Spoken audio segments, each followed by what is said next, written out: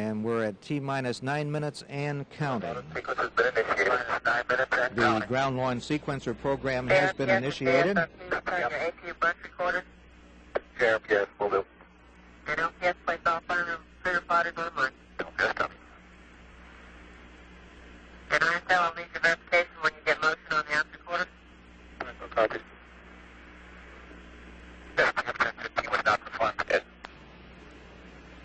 T-minus 8 minutes, 30 seconds and counting. The flight instrument recorders are turned on. Mission control has turned on the auxiliary data system. This package collects data from the aerodynamic information coming back as the orbiter flies through the atmosphere. Coming up on the 8-minute point. T-minus 8 minutes and counting. Orbiter test conductor Roberta Wyrick has requested that Houston send the stored program commands, which is the final update on antenna management based on the liftoff time, and sets the system which makes the orbiter compatible with downrange tracking stations.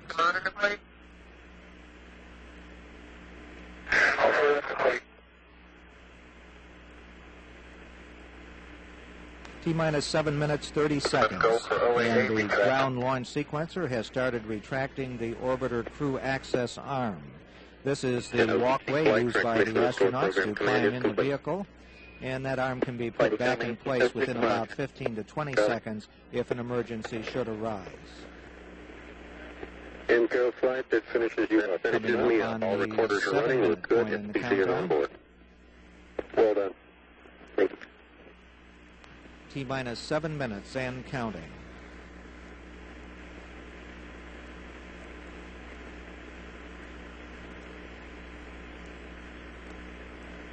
The next major step will be when pilot Mike Smith is given a go to perform the auxiliary power unit pre-start.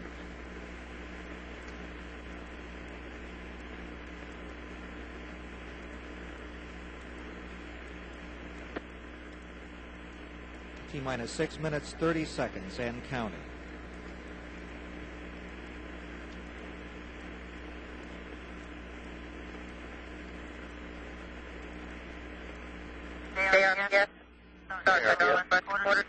Roger, welcome.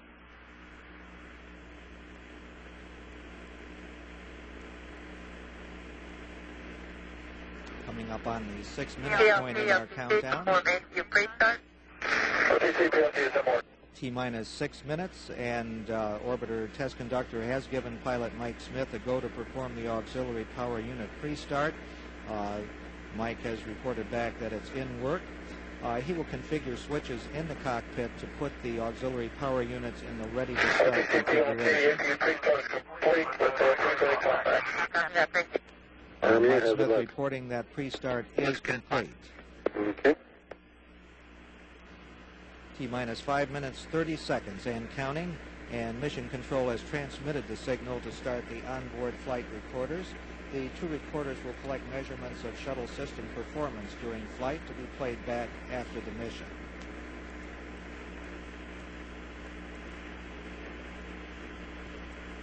Coming up on the 5-minute point, this is a major milestone where we go for auxiliary power unit start. T-minus 5 minutes. Let's go order ACU start. We've had the pilot ordered to perform the APU restart. LOX replenish has been terminated and liquid oxygen drain back has been initiated. Pilot Mike Smith now flipping the 3 switches in the cockpit to start each of the 3 auxiliary power units. LOT drain back started. Drain back start. T-minus 4 minutes, 30 seconds and counting. The solid rocket booster and external station arm devices have been armed. We've had a report back from Mike Smith that we have 3 good auxiliary power units. Main fuel valve heaters on the 3 shuttle main engines have been turned on in preparation for engine start.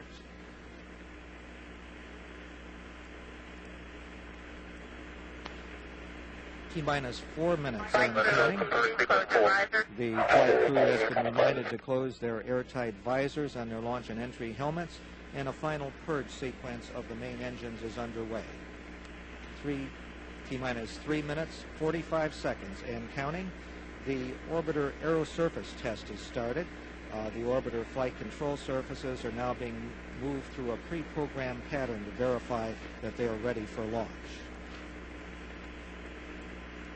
T-minus 3 minutes, 30 seconds and counting. Orbiter ground support equipment power bus has been turned off, and the vehicle is now on internal power.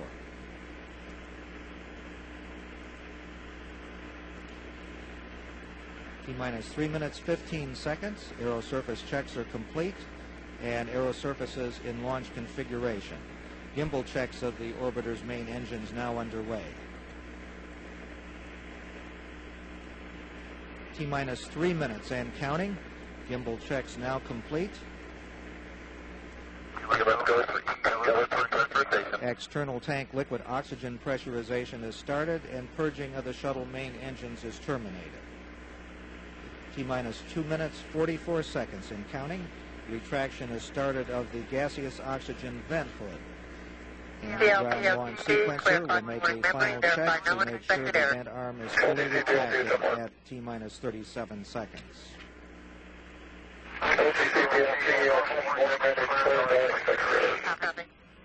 T-minus 2 minutes and 20 seconds, and we've had the pilot, Mike Smith, has cleared the caution and memory system.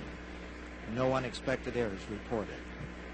Liquid oxygen ullage pressure checks are underway, and the liquid oxygen tank approaching flight pressure. T-minus 2 minutes and counting. The liquid hydrogen replenish has been terminated, and liquid hydrogen pressurization to flight level is underway. The vehicle is now isolated from all ground propellant and fluid loading equipment.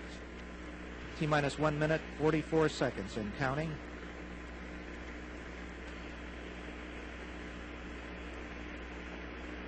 Coming up on the 90-second point in our countdown. 90 seconds and counting. The 51L mission ready to go. LH2 tank pressurized, 3 engines ready. The liquid hydrogen tank now at flight pressure, and all 3 engines ready to go.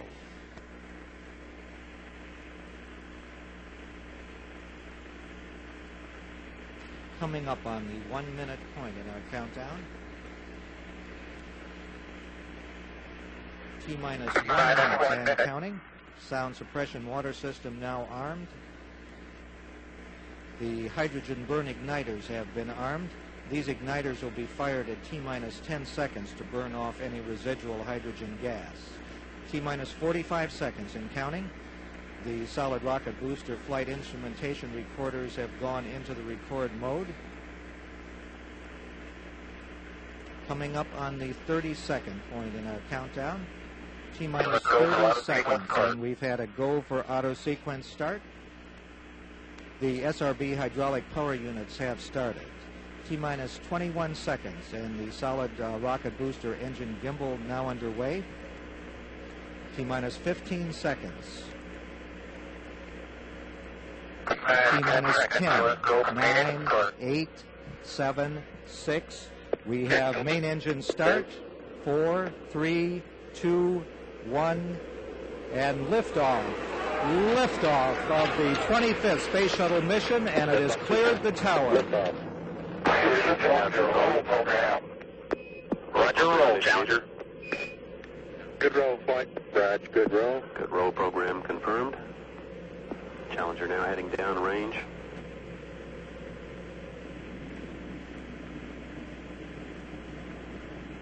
Throttle down at 94. 94. Getting throttling down now at 94%. Normal throttles for most of the flight, 104%. We'll throttle down to 65% shortly. Engines at 65%. 3 engines running normally. 3 good fuel cells.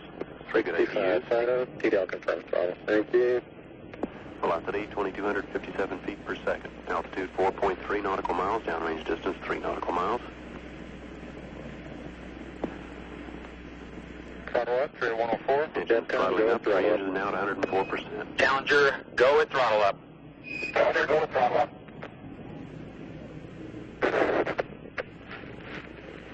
1 minute 15 seconds. Velocity 2,900 feet per second. Altitude 9 nautical miles. Downrange distance 7 nautical miles. Fido, trajectory. Go ahead. Trajectory, Fido. Flight Fido, filters got disconnecting sources. Here we go. Flight GC, we've had negative contact, lost downlink. Okay, all operators, watch your data carefully. Flight Fido, until we get stuff back, he's on SQ card for report modes. Procedures, any help? Negative, flight, no Flight data. controllers here looking very carefully at the situation.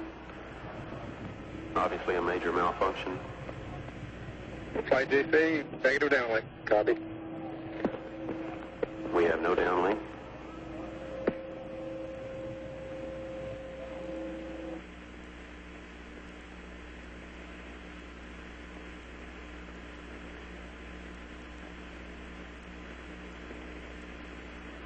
Flight Fido, go ahead. RSO reports vehicle exploded. Copy. Fido, can we get any reports from recovery forces? Stand by.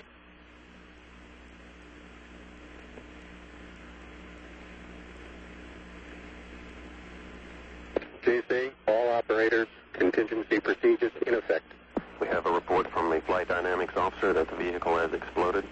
Flight director confirms that. We are looking at checking with the recovery forces to see what can be done at this point. Fido flight, go ahead. LSO and recovery forces, any contacts? Contingency procedures are in effect. We're working with the flight. Okay.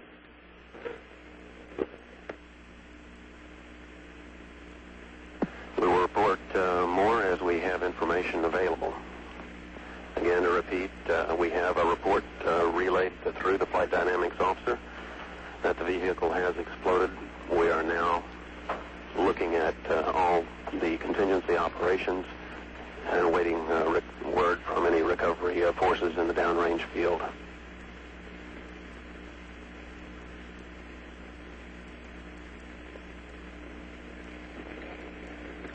Flight Fido, for what it's worth, filter shows them on the water.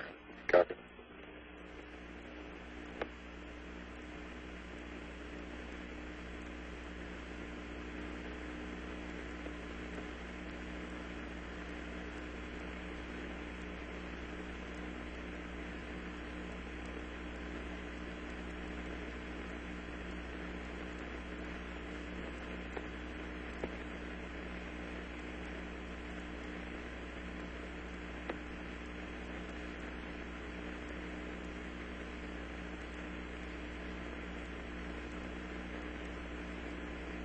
Fido flight.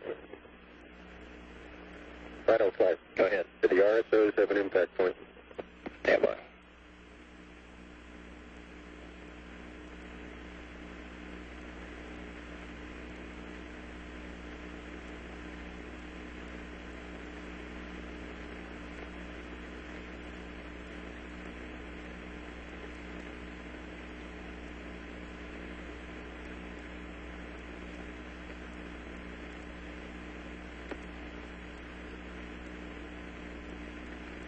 This is Mission Control Houston. We have no additional word at this time. 28.64 north, 80.28 west.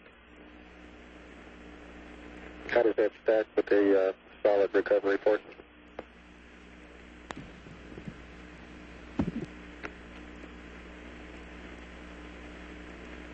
Reports from the flight dynamics officer indicate that the vehicle apparently exploded and that impact in the water at a point approximately 28.64 degrees north, 80.28 degrees west.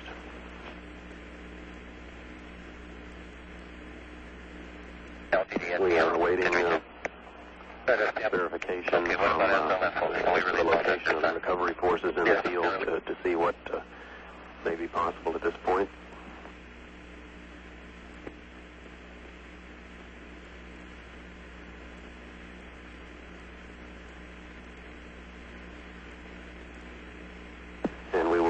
advised as further information becomes available. This is Mission Control.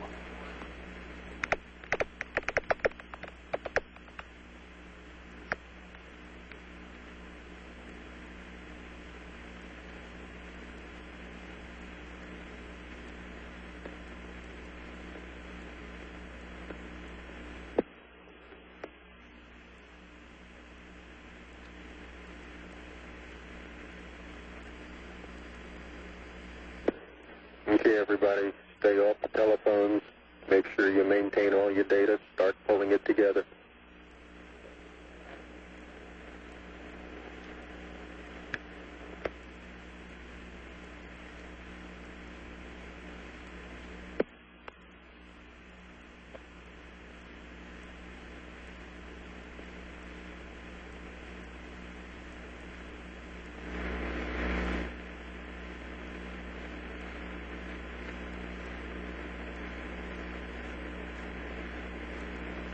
Flight, final flight. Go ahead, sir. Are the LSOs on the loop? We can get them. Get them up on this loop, please. On your yes, sir, it's the LSO. Okay, are there any forces headed out that way? Yes, sir. The DoD LSO reports that all SOC forces have been scrambled and they are on their way. Okay, we have an ETA? Negative, sir.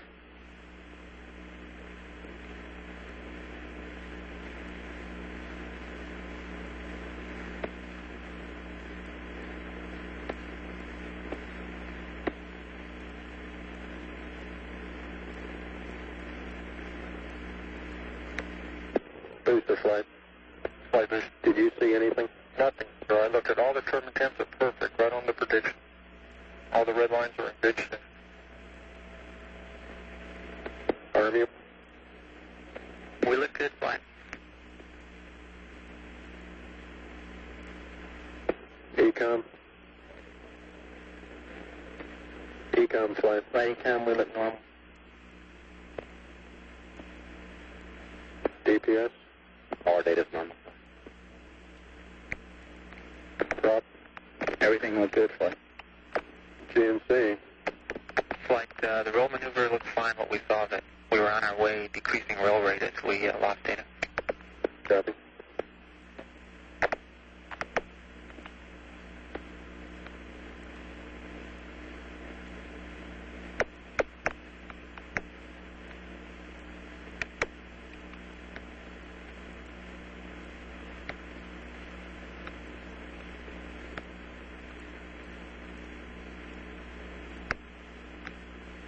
That's probably a paramedic.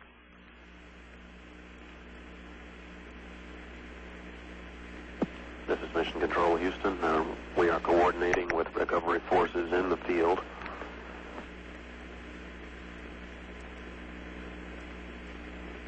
Range safety equipment, recovery vehicles intended for the recovery of the SRB in the general area. Those parachutes are believed to be paramedics going into that area.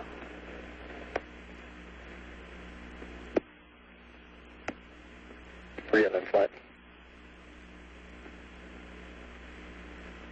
To repeat, we had a apparently normal ascent with the data coming to all positions being normal up to approximately the time of main engine Sir, we've got a Jolly 1 throttle back on the up route right now. We've got 204%. ships on the way, and we have a C-130 on the way out. Right. At about approximately a minute or so into the flight, there was an apparent explosion. The flight dynamics officer reported that tracking reported that the vehicle had exploded and impacted the water in an area approximately located at 28.64 degrees north, 80.28 degrees west. Recovery forces are proceeding to the area, including ships and a C-130 aircraft.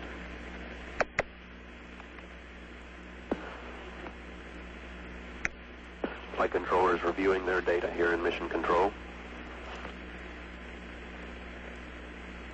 We will provide you with more information as it becomes available. This is Mission Control, Houston.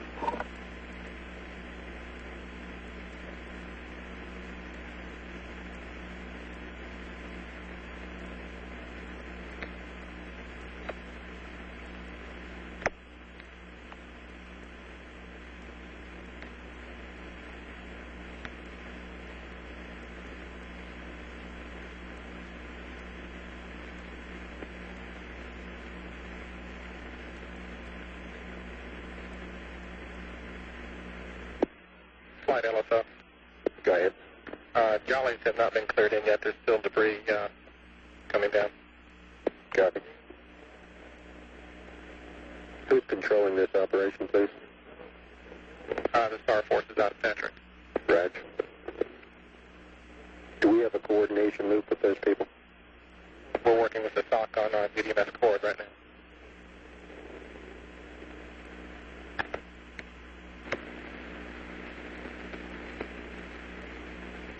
Flight LSO. LSO. Would you like us to try and get you over on VDMS cord also? Yes, GSA flight. Flight GSA. Take that loop into one of the playback loops, please. Internal to the building only. I didn't copy what you said. DDMS coord. Patch it into one of the playback loops, internal to the building. Copy. GSA flight. Flight GSA. Checkpoint status. Have we taken one? Negative. Take one now. Copy.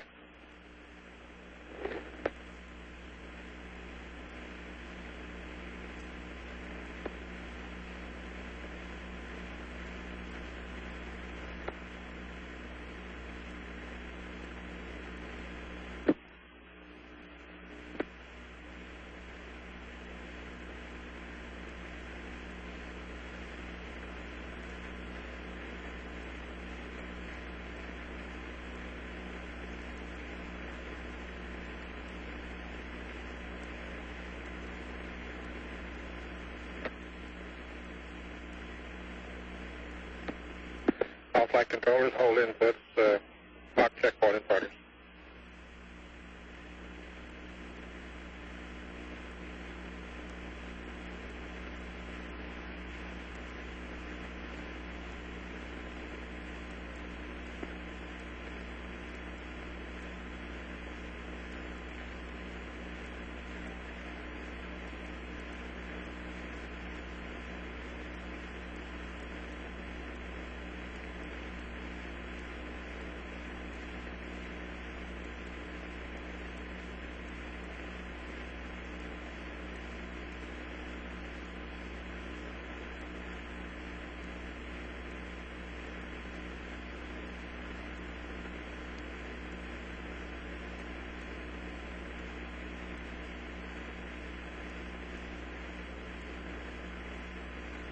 LSO flight. LSO here, sir. Any updates? No, sir. No, sir. Nothing to report.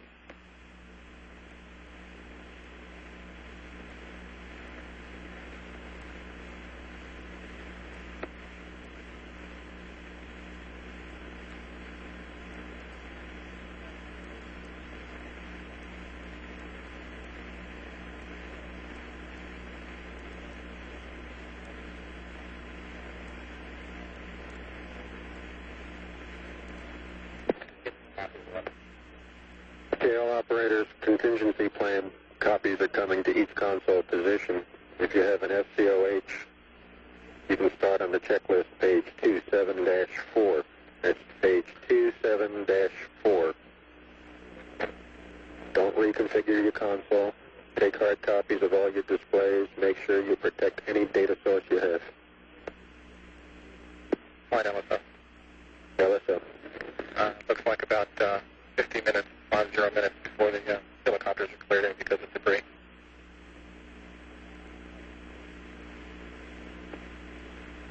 Minutes from what time, LSO? Okay, from the time of the explosion.